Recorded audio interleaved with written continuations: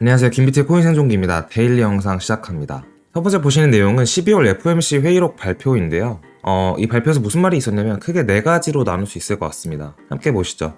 첫 번째는 이번 미팅에서 금리 인상을 늦추는 것이 가격 안정과 최대 고용에 도움이 될 것이라고 생각했다라는 말이었는데요. 이거는 금리 인상을 높이는 것이 혹은 뭐 이런 표현이 아니라 금리 인상 자체를 안 높게 한다 이런 말은 아니었는데 속도 자체를 늦추는 것이 라고 보시면 좋을 것 같습니다. 그래서 가격 안정과 뭐 물가를 말하는 거죠. 그리고 최대 고용에 도움이 될 것이라고 생각했다라는 말이 있어서 다음 금리 인상에서 약간 속도가 늦춰지지 않을까라는 말이 되는 것 같아요. 이번에 0.5를 아마 올릴 걸로 예상을 하고 있는데 2월 금리 인상 때 그러고 나면은 동결하거나 혹은 다음에 금리 인상을 더 긴 기간을 두고 하거나 그럴 것 같습니다. 2번, 연준 위원들은 금리 속도를 주는 것이 우리가 얼마나 가격 안정을 잡기 위해 노력하는지를 나타내지 않고 또한 인플레이션이 낮았다고 이야기하는 게 아니라는 강조했다. 이건 뭐냐? 우리가 금리 인상을 당장 속도를 좀 늦춘다고 하는 게 인플레이션이 확 낮아졌기 때문에 금리를 낮춘다. 그건 아니다.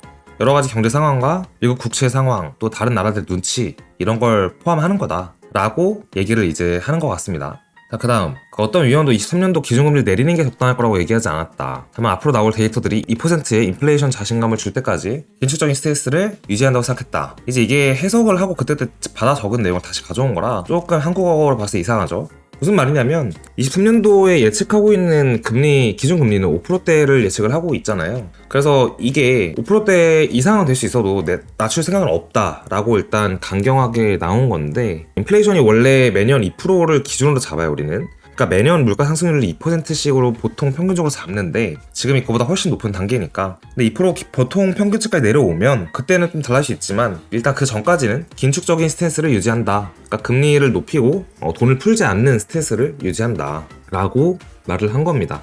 이거에 대해서 뒤에서 다시 한번 얘기를 하긴 할 텐데요.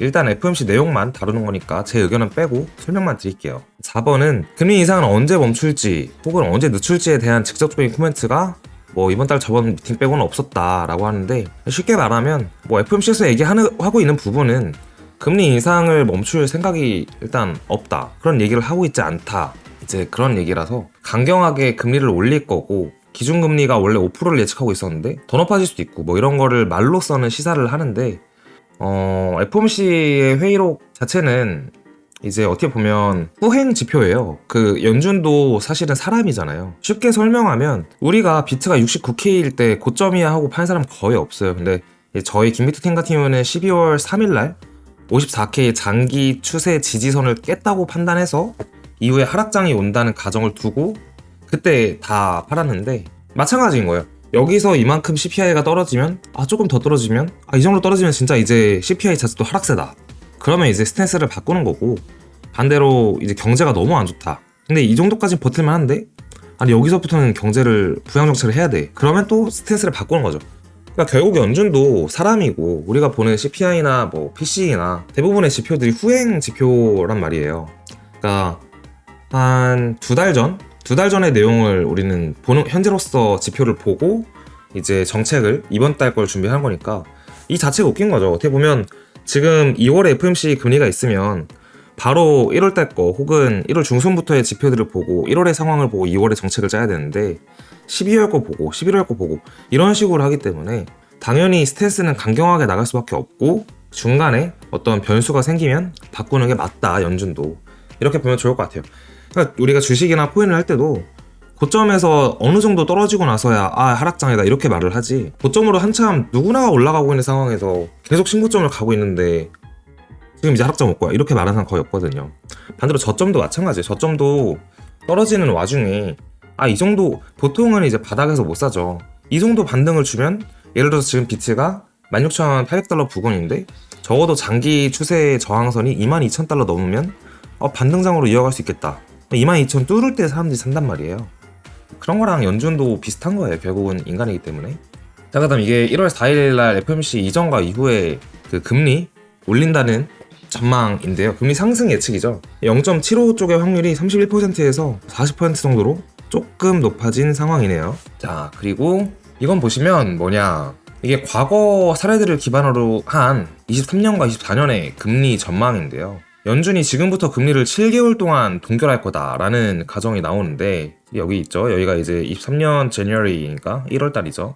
동결한다는 가정이 나오는데 이게 그러니까 과거에 이제 여러 가지 그 사례들을 기반해서 만든 거기 때문에 꼭 정확할 수는 없어요. 근데 그래도 확률이 높다라고 보는 게 좋긴 한데 개인적으로는 이제 2월은 금리 인상이 있고 그 다음에 동결을 할 거라는 저는 생각을 하고 있지만 어쨌든 이 자료에 의하면 페드가 금리를 7월 때까지 동결을 할 거다. 그러니까 올해 1, 2분기는 여름까지는 그냥 금리 동결하고 그 다음에 금리를 떨어뜨리기 시작할 텐데 사실 여기서 떨어뜨리는 거는 좋은 건 아니에요. 이 바로 다음 페이지에 이따 나올 텐데 설명을 드릴게요. 잘 들어보세요. 23년 11월 때부터 리세션에 들어갈 거다. 여기 보이죠? 리세션은 이제 경기 침체라는 말을 하는데 금리를 인하함에도 불구하고 경기 침체는 올 수도 있어요. 그 이유가 뭐냐? 여기 보면 24년도에 1분기에 S&P의 저점이 찍힐 가능성이 높다라는 거거든요. 그러니까 주식은 오히려 24년도에 다시 떨어지는 거예요. 그러니까 금리를 인하를 해도 다시 떨어질 수 있다.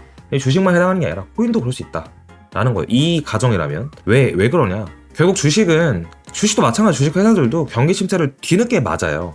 뒤늦게 맞으면 이 구간에서 주가는 어느 정도 오를 수 있으나 금리 인하를 할 때 이 금리 인하가 경기 부양 정책으로 인한 금리 인하이기 때문에 결국 경기 침체에 빠지게 되고 빠지는 걸 미리 어느 정도 냄새를 맡고 부양을 하기 때문에 주식 자체는 경기 침체가 오면 회사들의 어닝 쇼크가 와요. 그러니까 회사가 예를 들어서 구글 같은 회사가 1년에 얼마를 벌까요? 제가 감이 좀 안 오는데 몇십조 벌지 않을까? 몇십조 몇백조 벌 텐데 그 금액이 반토막이 나는 거죠. 그럼 어닝 쇼크인 거잖아요. 회사에서 버는 돈이 확 줄어드니까. 그러면서 주가가 한번 떨어집니다. 따라서 보면 리세션 자체는 이제 여름인데 주가는 또 요거를 선행을 하니까 어닝 쇼크가 올 걸 선행을 해서 주가는 24년도, 그러니까 이제 내년이죠. 내년 봄에 저점을 찍을 확률이 있고 주식 회사들의 수익 자체는 24년도 여름쯤에 어떻게 보면 수익이 제일 적게 찍힐 수 있다. 어닝 쇼크가 올 수 있다. 그리고 나서 이제 이 자체가 경기 침체로 우리는 볼 수 있고 24년 가을쯤이면 경기 침체에서 벗어날 것 같다. 그 이유는 또 앞에서 페드에서 실행한 과도한 금리 인상에 이은 아주 강력한 금리 인하가 있을 수 있기 때문이라고 보면 좋죠. 금리가 만약 기준금리가 5%까지 간다고 예상을 하면 간단해요. 금리 5%면은 금리 0%까지 내릴 수 있는 구간이 반대로 5%나 내릴 수 있는 거예요. 그러니까 현재를 살아감에 있어서 금리가 평균 3% 구간일 때랑 10% 구간일 때랑 경기가 안 좋아졌을 때 할 수 있는 정책력 자체가 다릅니다. 부양 정책을 3% 할 수 있는 3%를 금리를 내려서 할 수 있는 거랑 10%씩 내리면서 0%에 맞춰서 할 수 있는 거랑은 부양 정책을 할 수 있는 여력이 달라요. 지금 당장은 힘들고 안 좋지만 이 정책 덕분에 또 한 번의 엄청난 버블의 그런 마켓 시장이 분명히 올 겁니다. 그렇게 생각하면 되게 흥미롭죠. 그 다음 보시면 아까 방금 앞에 본 걸 이제 비교를 좀 해보자면 이때 되게 재밌는 게 있어요. 19년도 이제 18년도 하락장인데요. 이게 이 날짜가 잘렸죠. 19년 1월 1일이 여기가 기준이니까 이 앞에가 18년도이고 이때 금리 인상 정책을 좀 천천히 하면서 2.5%까지 거의 올렸었죠. 금리를. 그러면서 비트가 떨어졌는데 근데 재밌는 게 있어요. 일단 한 가지 말씀드릴게요. 되게 쉬운 말인데 저희 텔레그램에 올렸거든요. 금리가 지금 더 공격적으로 올렸잖아요. 22년도에 여기서부터 여기까지 4%대까지 올린 건데 과거보다 더 올린 거죠. 지금 금리를 더. 근데 과거에 덜 올렸는데 비트는 더 빠졌어요. 비트는 6토막 이상이 났어요. 이 구간에서. 근데 이번에는 금리를 4%나 넘게 올렸는데 비트가 6토막이 채 안 났어요. 지금 기준으로. 이게 여기서부터 17년 12월 17일부터 18년 12월 때까지 6토막이 났고 그게 1년이 걸렸어요. 근데 이번에는 11월 때부터 여기가 11월일 텐데 1년 동안 6토막이 나지 않았습니다. 어떻게 보면 과거보다 방어를 잘하고 있는 거예요. 이 금리 정책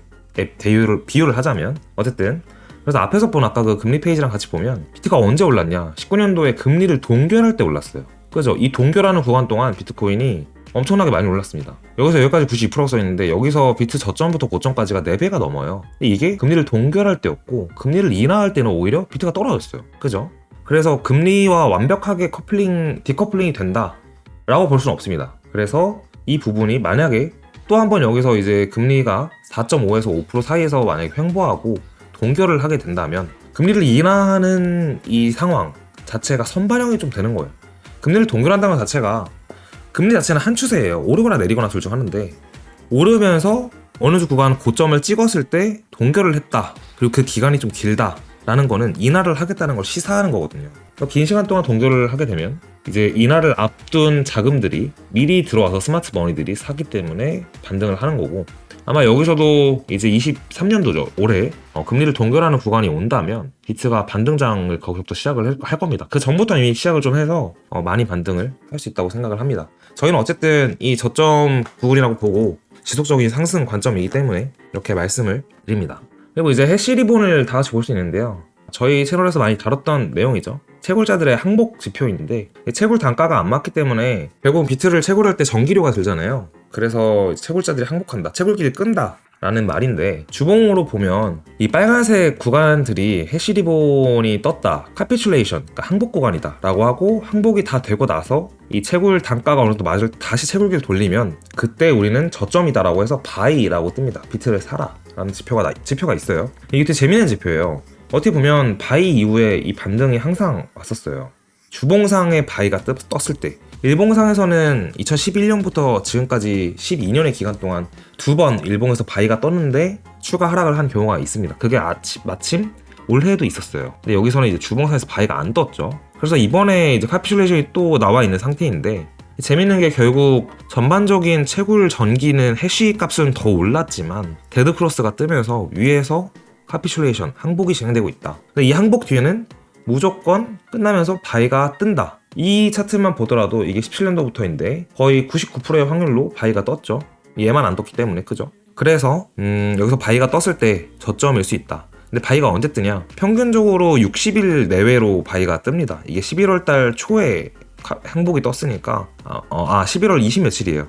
그래서 1월 20 며칠 날 설날 근처에 바이가 뜨지 않을까라는 게 단기적인 제 추론이고요. 그러면 저점은 끝났다 라고 보면 좋을 것 같아요. 마침 이 캔들의 구간이 이때랑 좀 비슷하긴 해요. 거의 횡보를 엄청나게 하고 있기 때문에 저점을 조금씩만 올려서 간다면 발사대, 위로 올릴 수 있는 발사대에 지금 비트가 놓였지 않나 라는 생각도 듭니다. 자, 그럼 차트를 함께 같이 보실까요? 차트를 보면 결국 지금 지지선이 여기서 지지가 되고 있는 상황이죠. 이제 이 최저점에서의 지지선의 의미가 있는 건 아니고 11월 28일부터 생긴 지지선에서 지지를 받고 있다 라고 보면 좋을 것 같고요. 일봉인데 결과적으로는 우리가 주봉을 보게 되면 뭘 봐야 되냐, 이 폴링 웨지를 사실 중요하게 보면 돼요. 최고점부터 48K에서 이어진 이 저항대가 메인 저항대인데, 저항대 치고는 되게 장기 저항대 치고는 기울기가 높은 편이라 이걸 깨는 순간 바로 반등장으로 이어질 거라고 보고 있습니다. 또 이제 저점은 지금 저점에서 크게 이탈하지 않을 것 같은데요. 만약에 이제 16K를 깨는 가정이 생긴다면, 16K라는 거는 여기 부분이죠. 여기를 깬다면 15K 중반까지, 그러면 쌍바닥을 만들 수 있다 라고 보고 있는 거고, 이게 지지선으로 계속 지켜진 걸 보실 수 있는데요. 이게 다시 한번 여기까지 떨어진다면 14K 후반까지도 한 번은 단기적으로 볼 수 있다. 그죠? 여기 이제 폴링 웨지 패턴상 지지선으로 보면 그렇게 보면 좋을 것 같고, 지금 단기 아까 일봉에서 본 이 초록색 지지선이 지지가 지속적으로 된다면 16K 이하는 보기 힘들 거고, 그 다음에 여기 바로 이제 루나 사태 이후에 있었던 지지선이었는데, 이게 여기서 보시면 꼬리로 저항선이 됐어요. 그러니까 여기를 뚫어준다, 18K 중후반을 뚫어준다면 이제 20K까지 저항선이랑 뽀뽀를 하러 갈 거고, 여기서 저항을 맞고 리테스트를 하고 다시 올라가는 이제 그런 움직임을 볼 수 있을 것 같습니다. 차트는 되게 간단하게 해석할 수 있는 것 같아요. 지금 상황에서는 크게 어려운 건 없고, 그냥 어떤 액션이 나왔을 때 여기를 뚫었을 때 산다든지 여기를 뚫었을 때 산다든지 그런 방법이 있는 것 같아요. 아까 연준의 스탠스 얘기를 한 게 이거예요. 보통 차트를 보는 사람들은 여기서 이 장기 추세 저항선을 뚫었을 때 살 거예요. 그럼 무슨 말이냐? 장기 추세를 뚫었으니까 반등으로 이어간다 그거예요. 차트로 봤을 때. 연준도 마찬가지예요. 뭔가의 핵심적인 액션이 딱 정해진 뭔가 있을 거예요. 거기서 이제 우리는 금리를 내려야겠다 이런 식으로 가는 거죠. 말로는 당장 저도 지금 여기가 상승장이라고 말할 수 없잖아요.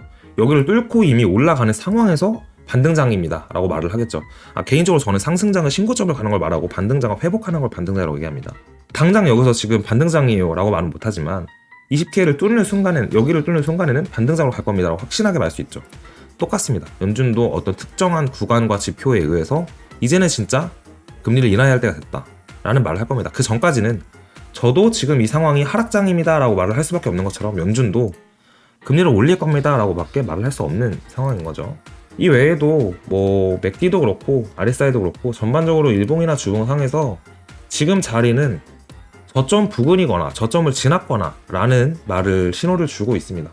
너무 어렵게 생각하지 않고 시간을 두고 여유롭게 좀 생각하면 좋겠습니다. 오늘 영상 여기까지 하겠습니다.